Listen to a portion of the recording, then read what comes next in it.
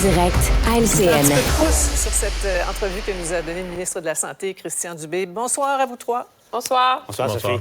Alors, il y a un élément qu'on a retenu de cette annonce d'aujourd'hui, un extrait du point de presse du ministre. On a encore 50 des personnes qui viennent à l'urgence qu'on appelle des P4, P5, c'est-à-dire des priorités là, qu'on pourrait faire ailleurs, soit dans nos cliniques médicales, soit dans une pharmacie. Quand même incroyable. Je pose la question, M. Dubé. Là, 50 des gens, Mario, qui sont à l'urgence ne devraient pas être là. Malgré les années qui passent, malgré les messages qu'on répète, le réflexe change à peine. Oui, mais il faut qu'il y ait un ailleurs, là. Un ailleurs, mais dépendamment de l'heure. Non, mais dépendamment de l'heure de la journée où ça arrive, où tu as un malaise, il y a bien des moments où tu n'as pas vraiment d'autre choix que d'aller à l'urgence. Ça a quand même, malgré tout, ça a baissé, mais moi, je pense que présentement, là, tu dis à un Québécois aller à l'urgence, là, dans sa tête, c'est attendre, puis il n'y a personne qui aime ça attendre. Donc, si les gens vont à l'urgence, c'est pas parce qu'ils sont niaiseux puis qu'ils s'en souviennent plus qu'ils risquent d'attendre. C'est parce qu'ils n'ont pas d'autres options. Et offrez-leur des options faciles. Mais ouais, Manuel? C'est surtout que si tu vas à l'urgence, même si tu attends, il y a une garantie d'être vu par un médecin après. Le problème, c'est que les gens ont encore le réflexe d'aller à l'urgence parce que voir un médecin, malgré le gap, demeure un parcours du combattant. Si tu vas en ligne puis il n'y en a pas de rendez-vous, puis si au bout de 3 heures, on t'a pas répondu, bien, qu'est-ce que tu veux? La réalité, c'est ça aussi, c'est que ça demeure immensément lourd, immensément complexe et c'est pas suffisant comme amélioration pour changer les habitudes des gens. Et ça fait 40 ans qu'un ministre de la Santé à Québec dit ce que vient de dire le ministre. Tu sais qu'à l'urgence, engorgement pour 2 raisons. D'abord, il y a des gens à l'étage qui n'ont pas d'affaires à l'hôpital, mais la raison de fond, c'est qu'il n'y a pas d'autre place, il n'y a pas de service de première ligne ailleurs. On a créé des CLSC, rappelez-vous, à l'époque, ça devait être un élément de réponse, ça n'a pas fonctionné. François Legault, ministre de la Santé, a créé les groupes de médecine familiale. Le résultat est mitigé. Dans certains cas, ça fonctionne, mais malheureusement, c'est pas les résultats qu'on espérait. Les super infirmières, ensuite, le gap. Donc, on n'arrive pas à changer les fondamentaux, entre guillemets, des problèmes et de ce système-là. Oui. Mario, le ministre prend le taureau par les cornes. Là. Ça va donner quelque chose, cette version 2.0 là, du gap? Bien, moi, ce que je note, c'est que Christian Dubé, oui, il fait des procédures, mais contrairement à d'autres ministres, lui, c'est un gestionnaire, il vient du monde de la gestion, et il aime bien mandater quelqu'un. Et moi, dans toute son histoire aujourd'hui, c'est peut-être... Oui, c'est ça. C'est peut-être le bout que j'aime le plus, puis je connais pas ce monsieur Delamarre, Michel Delamarre, mais quand le ministre m'en parle, un peu comme Daniel Paré pour la vaccination, tu sais, oui, tu peux mettre sur papier des normes, il faudrait faire ceci, il faudrait faire cela. Si personne ne fait rien sur le terrain, à un moment donné, il faut que tu nommes des gens qui sont des leaders, qui parlent, qui rencontrent, qui se promènent, qui vont sur le terrain. Et je pense que c'est à ça que Christian Dubé croit. Donc, on va voir ce que M. Delamarre va pouvoir faire, mais on a l'air d'avoir une foi énorme en ses capacités. Là. Vivons d'espoir, en tout cas. Pas le vivons d'espoir. Appelons ça l'escouade de mobilité dans le réseau de la santé. La gestion des cônes oranges virtuelles quand vient le temps de faire soigner au Québec. Je vous entends sur le budget de l'an 1 du PQ, là, 82 pages bien tassées. Vous pensez quoi du document dont on parle depuis des jours? Là, trop jovial à ton goût, Emmanuel? Bien, je pense que le document atteint son objectif, là, qui est de montrer que un Québec indépendant serait viable. Puis c'est important, ça vient consolider à quel point ce débat-là est clos d'une certaine façon. Il n'y avait pas de consensus autour de ça à une époque. Mais le problème, ça demeure que, oui, il est jovialiste parce que toutes les épées de Damoclès, tous les écueils sont comme évacués, où on fait le pari que le 25 cents, il va toujours tomber du bon bord. Donc, pas de révision ou de prévision de la croissance économique. On présume qu'il n'y aura pas d'impact négatif sur la croissance économique. On présume qu'un Québec indépendant aurait accès aux mêmes accords de libre-échange que le Canada, ce qui est loin d'être garanti, là. Et on ne répond pas aux problèmes fondamentaux de l'économie québécoise, par exemple, un taux de richesse par habitant qui est en voie de baisser drastiquement selon plusieurs études au cours des prochaines années. Donc, oui, c'est viable, oui, ça marche, tant mieux, mais il y a bien des questions qui demeurent sans réponse parce qu'on préfère les évacuer. Ouais. En tout cas, M. Saint-Pierre Plamondon n'a pas peur du mot référendum, Mario. Hein? Il est prêt à refaire l'exercice, même si c'est perdant. C'est pas vrai, ça. Il fera ça, là, c'est une réponse qu'il donne aujourd'hui. C'est facile pour le chef du Parti québécois. Non, c'est facile pour le chef du Parti québécois. Il est très loin de ça. Il est à 4 sièges, tu sais. Puis si demain matin, c'est lui qui devait porter le poids devant l'histoire d'un autre référendum perdu, il y aurait une autre réflexion. Ceci dit, moi, je trouve que Je suis d'accord avec Emmanuel. C'est une version optimiste des choses, mais en même temps, si tu fais la promotion de la souveraineté, est-ce que c'est à lui qu'on va demander de faire la version pessimiste de son affaire? Mais mais son travail est bien fait. Là. Pour moi, le document, mes attentes étaient en bas de ça. C'est un travail qui, en termes de qualité, de recherche, qui est en haut de mes attentes et quand même qui vient amener toute une réflexion sur le Canada aussi, au-delà de ce que le Québec ferait, mais sur le Canada actuel. Le grossissement de l'appareil bureaucratique fédéral, ce que ça nous coûte. En fait, il soulève des questions auxquelles moi, je ne m'attendais même pas là, dans un document comme celui-là. Le document, il faut dire qu'il y avait, parmi les recherchistes, il y avait un certain François Legault, qui avait fait le même exercice à l'époque où il était péquiste. J'ai hâte de voir la période de questions quel argument va invoquer M. Legault. Il pourrait y avoir un débat entre François Legault et François Legault au cours des prochains mois. Et ça, juste pour ça, les péquistes sont, parlé avec les stratèges de M. Saint-Pierre-Plamondon, ils sont fiers de leur coup, juste pour ça. Ça place M. Legault dans une situation très particulière. On s'arrête un moment. On poursuit la discussion. Au retour, il sera question du conflit, bien sûr, au Proche-Orient. 2 nouveaux otages qui ont été libérés. Est-ce que c'est bon signe pour la suite des choses? Restez là. Une autre vision de l'actualité. Cube Radio. Alors, on se parle d'allergie à la pénicilline qui est dans l'actualité aujourd'hui. Absolument. J'ai envie de faire plaisir à ma mère et de me transformer en Docteur Latour. Ah oui? Mario, es-tu allergique à la pénicilline? Parce que je sache, non? Eh bien, moi, je pourrais te répondre oui à ça. Et depuis aujourd'hui, pas ce que je sache non plus. Parce que figure-toi donc que d'après une nouvelle étude internationale, 95% des cas, ce sont de fausses allergies à la pénicilline. Mais qu'est-ce qu'une fausse... Si on a détecté une allergie, c'est qu'il y a eu une réaction. Exact. Qu'est-ce qu'une fausse allergie?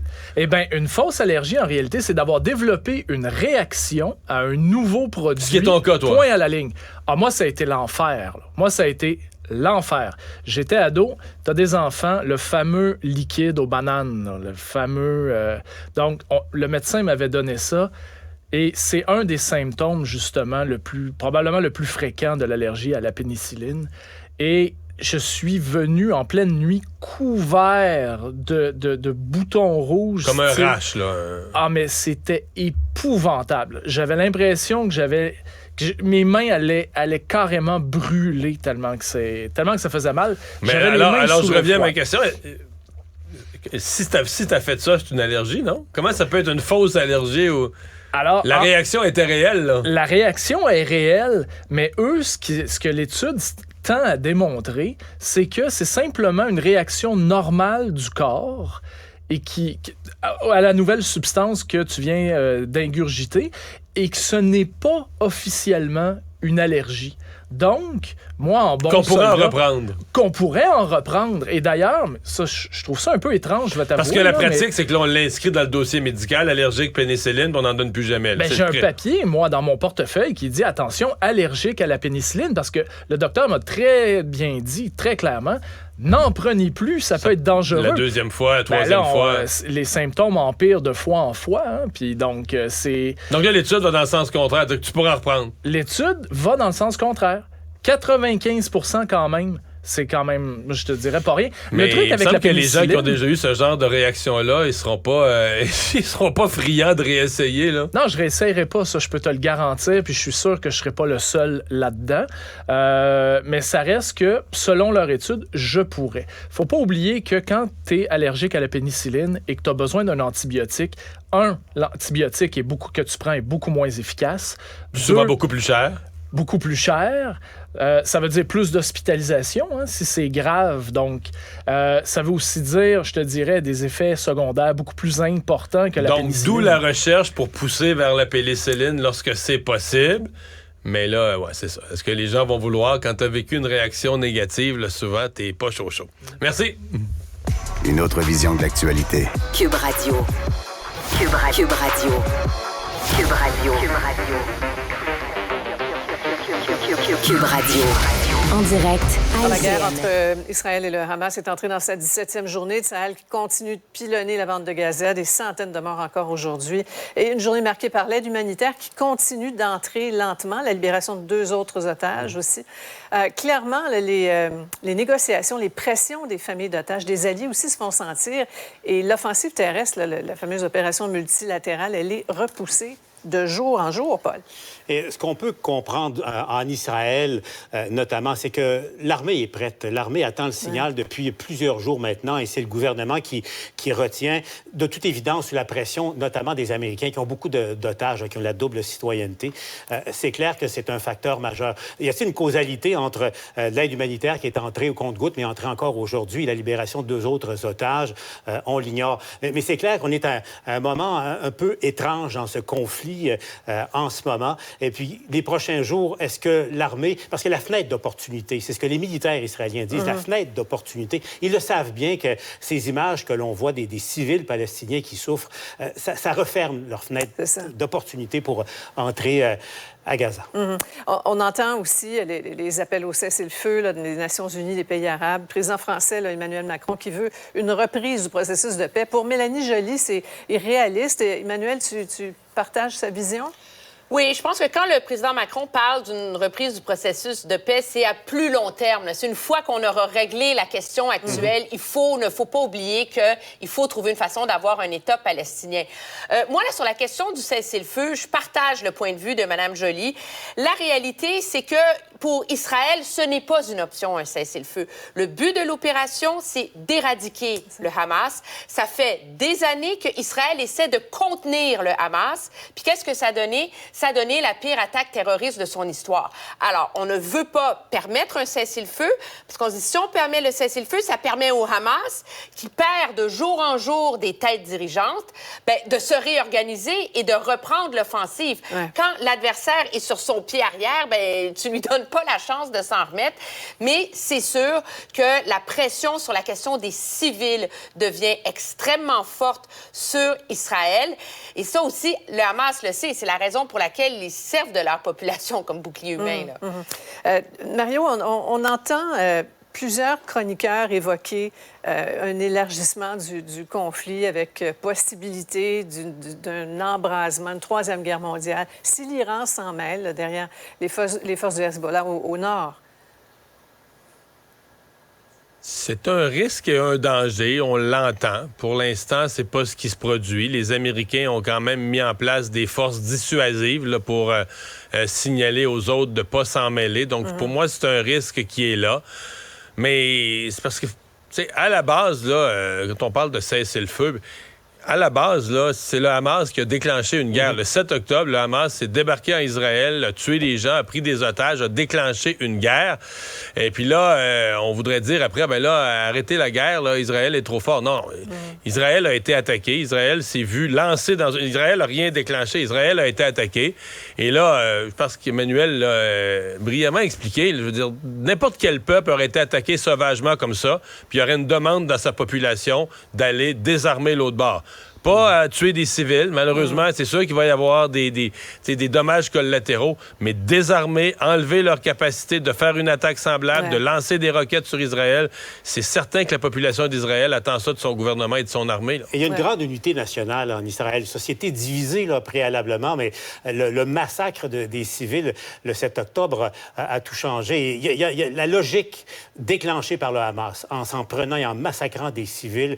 Israël ira jusqu'au bout de la logique militaire, au fond, ira jusqu'au bout. Éradiquer le Hamas, est-ce envisageable, est-ce possible? En tout cas, l'affaiblir considérablement. Il n'y a pas un Israélien qui pardonnera à son gouvernement en ce moment de ne pas se rendre au moins jusqu'au bout de ce cycle-là. Ouais. Mais quelle poudrière! Emmanuel? Ben oui, absolument, parce que ce que tout le monde regarde, c'est la frontière nord, c'est le rôle de l'Iran. En ce moment, le Hezbollah envoie des frappes, des attaques, mais c'est plus comme pour chatouiller, pour maintenir la tension. Des escarmouches, là. Ce sont des escarmouches. Ce qui semble clair de ce qu'on entend et ce qu'on lit des analystes, c'est de dire que c'est l'Iran qui contrôle cette partie de la donne. La question va se poser, quand est-ce que l'Iran voudra prendre le risque d'envoyer le Hezbollah dans une guerre totale face à Israël? Ça, malheureusement, personne n'a la réponse. Oui, on retient notre souffle. Merci à vous trois. À demain. Au revoir. Au revoir. Une autre vision de l'actualité. Cube Radio. Voilà, c'est ce qui complète notre émission de ce jour. Merci d'avoir été des nôtres. Rendez-vous demain, 15h30. Cet épisode